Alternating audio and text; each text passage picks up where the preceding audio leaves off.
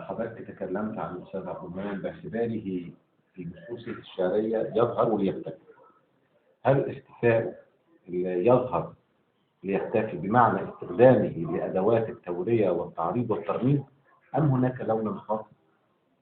يعني دي حاجة. الحاجة الثانية بالنسبة للمداخلة، حضرتك ذكرت أساتذة محترمين أستاذ مصطفى مبارك على اعتبارهم من انتماءاتهم المدرسة التقليدية المدرسة المحافظة أو كأي مكان. وتكلمت بالتحديد عن مسألة أسبقية الفكرة للقصيدة، هل هي تولد بعدها أم مع القصيدة؟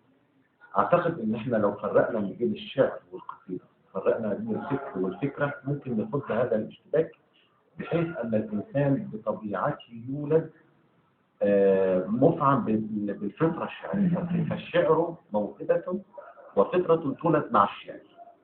أما الفكر فإنه يكتسب بعد ذلك، يحصله الإنسان ثم ينتبه لأي مذهب فكري أو مذهب فكري.